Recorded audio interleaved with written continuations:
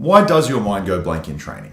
Well, it's because the way you're being taught involves collecting random moves and throwing them at your partner like a madman, leaving you exhausted, confused, without any form of direction in your rounds. There does happen to be a simple way to avoid this. So in this video, I'm going to show you my 3-step process to generate laser-like focus in your rounds that is already working here, here, and here. So before we get into the steps, why is what I'm about to show you so effective? Have you ever been to a seminar? Maybe it was a world champion visiting your gym or one of the local purple belts running a Tarico Plata workshop or some shit. Shout out Rob. That came and absolutely blew your mind with techniques that you'd never seen before for 3 hours, and you took every single technique away, remembered them, and plugged each of them into your game seamlessly without friction? Yeah, me either. And nor has anybody else ever. You see, when we attempt to take on too much information at once, we usually just end up in overwhelmed mode and frustrated. The same thing goes for applying too many things in a round. You just end up blank-minded, clueless on what to focus on next. But if you can minimize your focus, you can reduce all the noise that stops you from performing with precision. And to show you how to do that, I'm going to run you guys through an example training session designed to enhance your focus, so by the end of the video, you'll have everything you need to stop your mind blanking. The first crucial step that we're going to use to implement this training session that you guys are going to copy is a positional training round format. Now, training positionally already reduces the typical chaos of a regular round. In this round, your goal shouldn't be to implement 5 techniques you watched on YouTube before training, unless it's on this channel. But to reduce confusion, you want to set yourself a few simple goals that will encompass a few techniques at once. For example, in a seated versus standing guard passing round, as the guard player, your goal very simply isn't to use reverse De La Riva inversions to Kiss of the Dragon, because that's going to confuse the fuck out of you. As the guard player, your goal is to gain connection to your partner and then upgrade that connection to sweep.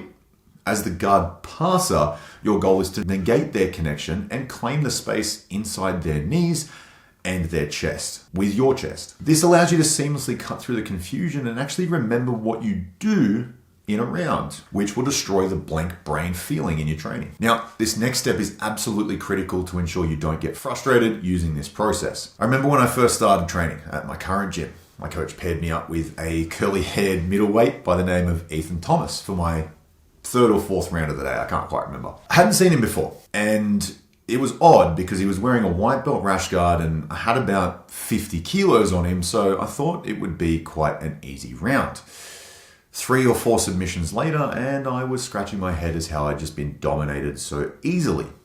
I then walked over to my coach and said, "What the fuck just happened?" And he let me know with a chuckle that Ethan was a pro MMA fighter and one of the top black belts in the country, and it just so happened that his favorite rash guard was the white one. Lucky me. So how does this stop frustration in our training process? Well, earlier we discovered that positional training and simple goals were your best bet to try and simplify a round. But trying to use those on too big of a skill jump or too big of a size difference simply isn't going to work.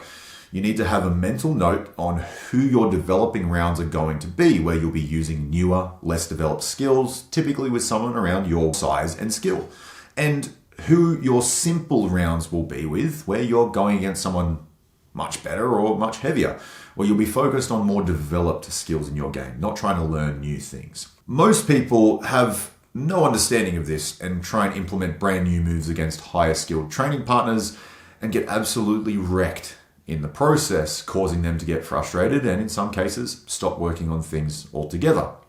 This is where their brain usually starts to go blank because they're just overwhelmed. Where really it's about who you're using it against that matters the most, especially when you're in a beginner phase. Now, this final piece is going to allow you to supercharge your focus in a way that makes your sessions not only enjoyable, but purposeful and a confidence generator. I used to leave every session as a white belt completely ignoring what had just gone on because I was still personal training at the time, which means I was rushing off without a shower sometimes, I know, it's disgusting, to train more clients as soon as the session had finished. I had a big food bill. To fulfill.